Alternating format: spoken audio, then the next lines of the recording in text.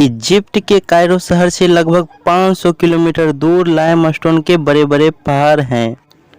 इन पहाड़ों को valley of the Kings भी कहा जाता है।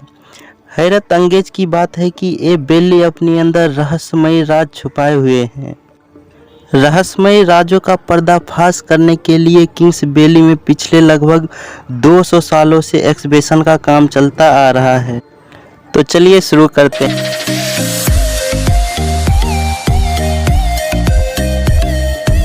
दोस्तों, आज से करीब 4500 साल पहले जब इजिप्ट यानी मिस्र के राजा मरते थे, तब उनको पिरामिड्स बनाकर दफनाया जाता था।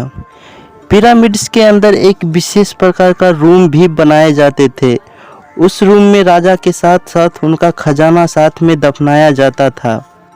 एंशियन इजिप्शियन का मानना था आदमी के मर जाने के बाद उनका सारा संपत्ति काम में आता है, लेकिन इतने बड़े बड़े पिरामिड्स बनाने में अधिक समय लगता था और काफ़ी मेहनत भी। रिसर्चर और इंजीनियर का मानना है कि जैसे जैसे वक्त गुजरता गया, पिरामिड्स बनाने का काम खत्म होता गया और मिस्र के राजाओं को दफन करने के लिए लाइमस्टोन के पहाड़ों को चुना गया। शायद इसी के कारण इस जगह को वैली ऑफ द किंग्स भी कहा जाता है। मेरे दोस्त, ऐसा माना जाता है कि मिस्र के राजा अपने मरने से पहले ही कब्र ताबूत बनवा लेते थे, ताकि उसके मरने के बाद कब्र को दफन करके उसके रूम को फौरन बंद कर दिया जाए। मेरे दोस्त, पिछले 200 सालों में इस वैली से 60 टॉम्ब्स मिले हैं, लेकिन मिलने वाले टॉम्ब्स के ज़्यादातर रूम अंदर से खाली मिलता था। एक्सपर्ट का मानना है क्योंकि सबको मालूम था किंग्स वैली में खजाना छुपा है, इसलिए हजारों साल पहले बनाए गए इन कब्रों के बक्से बक्से से खजाना लुटेरे ने लूट लिया। मेरे भाई, खजाना तो बिल्कुल नहीं छोड़ा, जबकि कई रूम में राजाओं के मम्मीज को छोड़ दिया गया। एक दिन किंग्स वैली से एक ऐसा राज खुला जिसने दुनिया भर के एक्सपर्ट और आर्कियोलॉजिस्ट को हैरान कर दिया। जी हाँ, 1920 ईस्वी में ब्रिटिश आर्कियोलॉजिस्ट हॉवर्ड कार्टर ने अपने साइट पे काम कर रहे थे। अचानक उनकी नज़र सीढ़ियों जैसे एक स्टेप पे पड़ी। दोस्त, हैरत अंगेज की बात है, सीढ़ियों का एक स्टेप पहाड़ के अंदर जा रहा था, जिसे देखकर हॉवर्ड कार्टर को रहा नहीं गया और उस जगह को जल्दी से खुदाई का काम करने का आदेश दे दिया।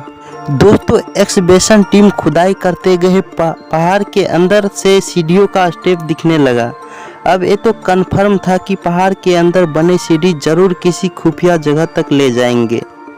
कई फीट खुदाई के दौरान जो मंजर देखा गया, उस पर यकीन करना बहुत ही ज़्यादा मुश्किल था। जी हाँ मेरे दोस्त, किंग्स वैली के पहाड़ों के बीचों बीच एक और टॉम्ब्स मिल गया। ये वो टॉम्ब्स था जिसका द्वार 300 साल पहले बंद की गई थी। यानी हॉवर्ड कार्टर एक ऐसा नजराना देखने जा रहा था जिसे 300 सालों पहले किसी ने नहीं देखा होगा। द्वार के सामने रखे पत्थर को हटाकर जब हॉवर्ड कार्टर ने अंदर गया, देखा कि पूरा रूम बेशुमार खजानों से भरा पड़ा है। यह एक ऐसा दृश्य था जिसे आज पहले किसी ने नहीं देखा होगा। इस रूम में पड़े तमाम चीज़ें सोने से बनी हुई थी। ज्वेलरी, मूर्ति और लेनिन से बने कपड़े भी शामिल थे। टॉम्ब के अंदर एक और चैम्बर था जहां सोने के ताबूत में एक ममीज भी था, जिसको बहुत अच्छी तरह से ढका गया था। मेरे दोस्त, बाकी तमाम खजानों को तो छोड़े, ममीज के ताबूत 90 केजी प्योर गोल्ड से बना हुआ था। साथ ही इस चैम्बर के दीवार पर जो पेंटिंग थे उसके कलर अभी तक काफ़ी चमकीला था। लिहाजा टॉम्ब्स के ममीज का डीएनए टेस्ट किया। इससे जो मालूम पड़ा, सबका रोंगटे खड़े कर दिए। मम्मीज के डीएनए टेस्ट से पता चला कि ये बॉडी 18 साल के किंग्स की थी। इसके डीएनए को किंग्स वैली से मिलने वाली दूसरी किंग्स के डीएनए से मैच कर दिया गया, तो पता चला कि इसके बाप की मम्मी टॉम्ब्स नंबर 55, जबकि इसके माँ की मम्मी 35 से मिली थी।